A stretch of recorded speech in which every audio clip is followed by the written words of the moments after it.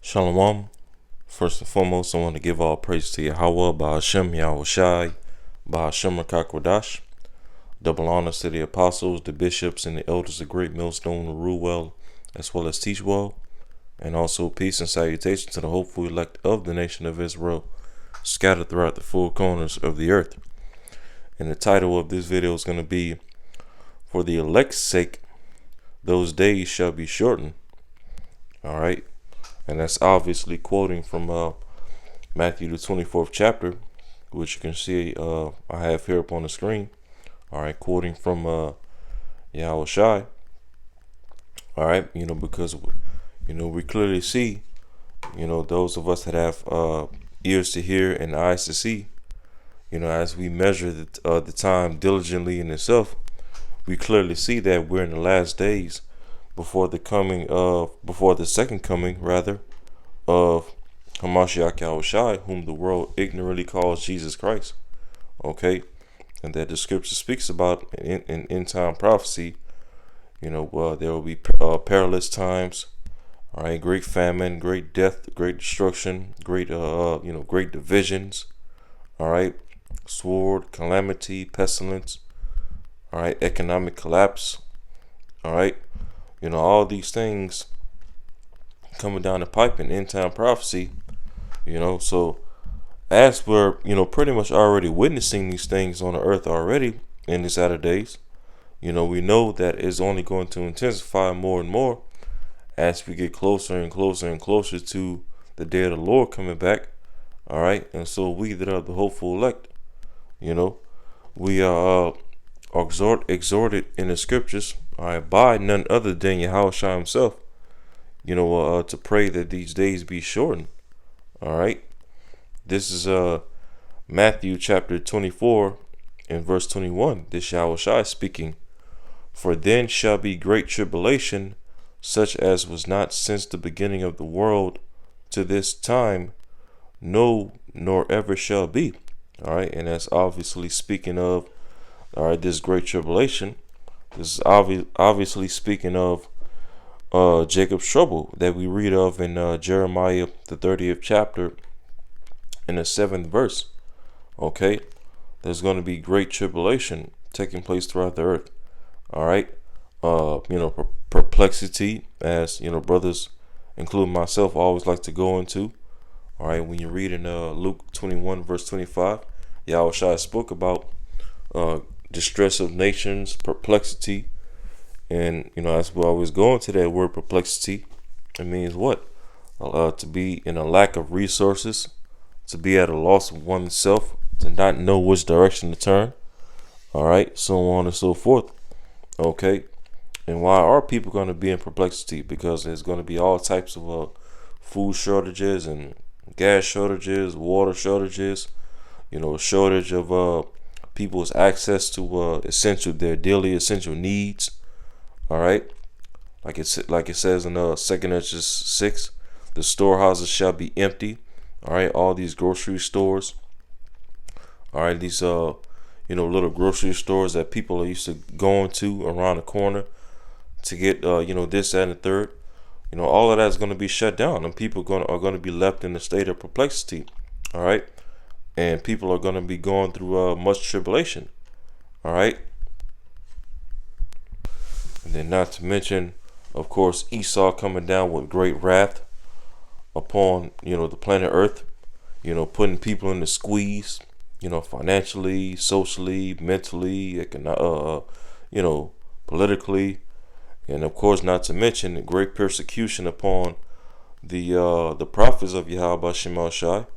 All right. Us that have this testimony, that are preaching this gospel throughout the four corners of the earth. All right. There's going to be a great persecution against us. All right, such as was not since the beginning of the world, as Yahushua said. And we know that this tribulation is going to get so bad to where the Lord is going to have to send the archangel Michael to defend the elect. All right, real quick, this is Daniel 12 verse 1, as you can see at the top, the time of the end. All right, Daniel 12 verse 1. And at that time, All right, the time of great tribulation, Jacob's trouble, right? And at that time shall Michael stand up, the great prince, which standeth for the children of thy people. All right, the archangel Michael, the second in command, currently in the heavens right now, under Yahushua. All right, the great prince that stands for, all right, the Israelites, namely the elect. All right, the Israelites, so-called Negroes, Latinos, and Native Americans. All right, mainly the hopeful elect amongst us. All right, and Lord will not be of that number. It says, and there shall be a time of trouble, such as never was since there was a nation, even to that same time. And at that time thy people shall be delivered. All right, the elect are going to be delivered during these times. All right, Jacob's trouble. All right, it says, every one that shall be found written in the book, which are the elect. All right, because 2/3 of our people are not found written in the book of life. All right, their names are written in the earth. All right, only the elect of the nation of Israel's names are written in the book of life. All right, and are going to be delivered. All right, out of these times. Okay, so when we go back to Matthew 24 and 21, for then shall be great tribulation, such as was not since the beginning of the world to this time, no, nor ever shall be, and except those days should be shortened. All right, the days of these tribulations, the days of Jacob's trouble. All right, and except those days should be shortened, there should no flesh be saved. All right, and right now, each and every year the Yahweh Shema Shai is shortening up the days. Especially over these past few years. It feels like just a month or two ago we were just entering into the year 2023, and now we are already in the middle of October. Okay, it's getting colder outside. We're in the fall season. We're in a so-called holiday season, as this world will coin. Because you got so-called Halloween coming up at the end of this month. Then at the end of the next month in November, you got so-called Thanksgiving. All right, so-called Thanksgiving, which we call Thanksgiving. And then a month later, at the end of December, you have so-called Christmas. Okay, which is one of the most wicked, if not the most wicked, left-hand high holy days celebrated in this world. All right, and then a week after that, after so-called Christmas, you have what? So-called New Year's, which is really all just a so-called holiday to worship Bacchus. All right, which is a pagan Greek god during the time of the ancient Greeks. All right, a god that was associated with mass drinking, drunkenness, rioting, revelings, dancing in the streets, okay, singing songs, pretty much that club, that block party type spirit. All right, and with Bacchus, when you go into it, as I have a lesson on my channel going into the origins of so-called New Year's, Bacchus ultimately goes back to a god worshipped in ancient Samaria. All right, but nonetheless, that's another lesson for another day. All right, but yeah, the days are already being shortened. We're already in halfway in the month of October. Okay, and so when the time of Jacob's trouble finally hit, all right, this great tribulation that Yahushua is speaking of right here in Matthew 24, how much more are these days, is Yahweh Shema Shai going to shorten these days? All right, Matthew 24 verse 22 again, and except those days should be shortened, there should no flesh be saved, but for the elect's sake those days shall be shortened. And that's the only reason that the days are going to be shortened when great tribulation and Jacob's trouble is going to hit. All right, because otherwise no flesh would be saved. All right, otherwise if Yahweh Shema Shai wouldn't shorten up the days of Esau coming down with great wrath and being used to bring forth all these end time plagues and destruction, all right, no flesh will be saved, including those of us that are of the hopeful elect. All right, because pretty much when you think about it in prophecy, the elect of the nation of Israel, which are the elect of Yahweh Shem Shai, chosen from the foundation of the earth, are literally the only thing on the planet Earth that's standing in the way of Esau getting the victory. Because we know, all right, Esau is going to get the victory over these heathen nations, as he, pretty much already in the place of victory right now, ruling over the heathen. And Esau is also going to get, going to have a victory over the 2/3 of our people, because 2/3 are doing just about everything in their power to give Esau reasons to accuse him to the Father and be found, with blame. All right. But only the elect, the remnant, the 1/3 of the nation of Israel, are the only group literally on the planet Earth that are remaining blameless, all right, and being found without guile and without fault, okay, that are on a straight path to getting the victory over Esau, Edom, and his beast system and his image and his charagma. And so, because of that, Esau is going to come down with great wrath upon us, all right, great persecution, because Esau is ultimately trying to establish the NWO to get the birthright back, all right, to get back the blessing that our forefather Jacob got in his stead, all right, when you read in the book of Genesis, the 27th chapter, all right. And so, because Esau is still pissed off because he lost out on a blessing as well as giving up the birthright, now that he knows that he has only but a short time left in his blessing, he's getting ready to come down with great wrath to try to steal our blessing. And so because of that, as Yahushua said, these days must be shortened, all right, or else what?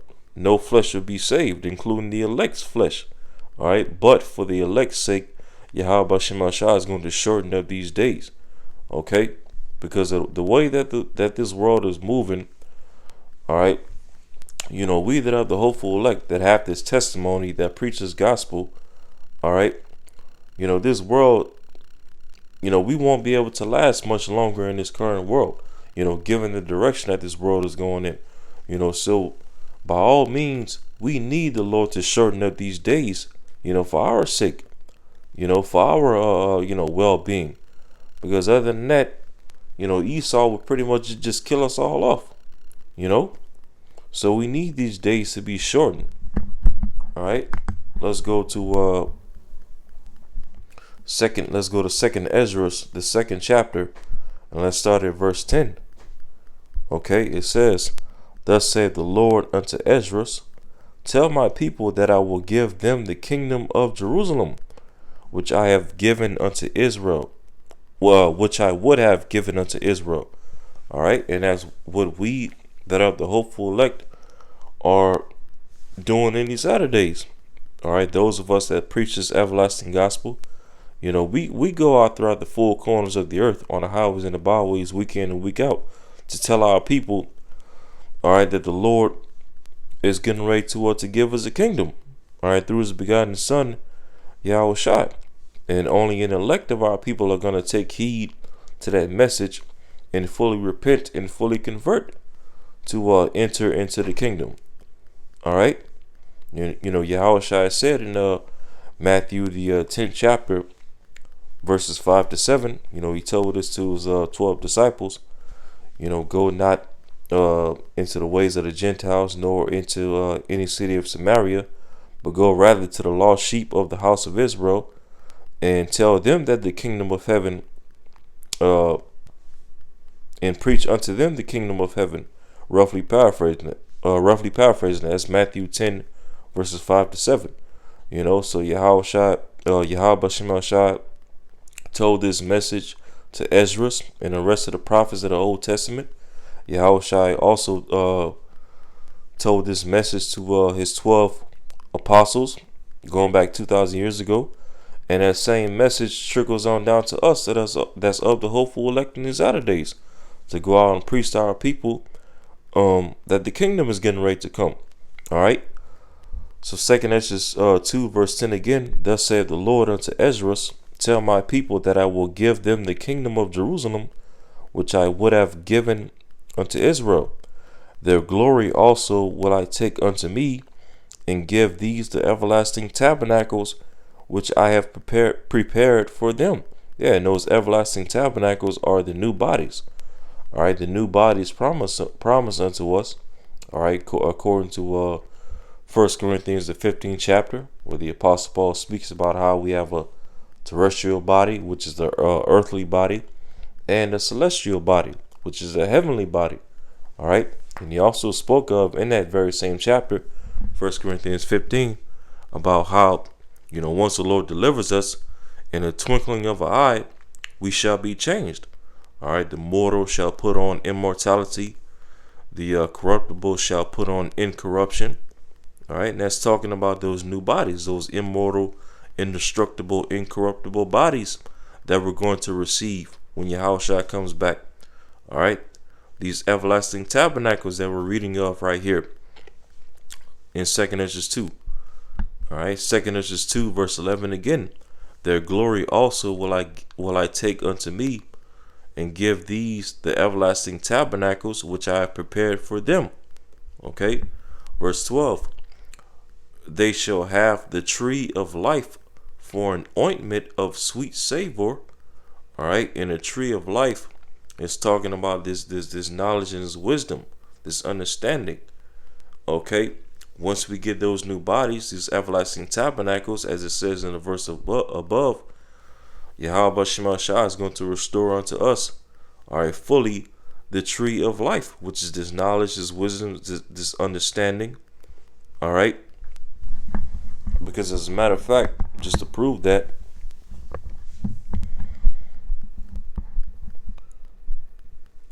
let's go to Proverbs 3.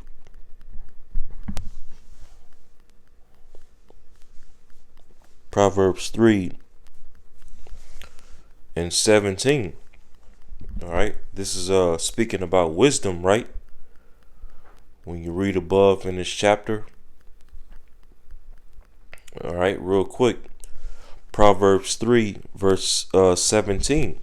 It says, her ways are ways of pleasantness, and all her paths are peace. Okay, and it's, what's interesting is that that's what Jerusalem means.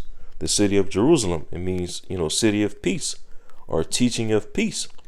All right, because Jerusalem is that capital city in the land of Israel, and as well throughout the earth as a whole, where the wisdom, knowledge, and understanding of Yahweh Shema Shai would flow from.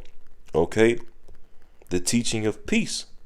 All right, and that's what it's describing wisdom as right here in Proverbs 17. All her paths are peace, right? So it says, verse 18, she is a tree of life. You see that?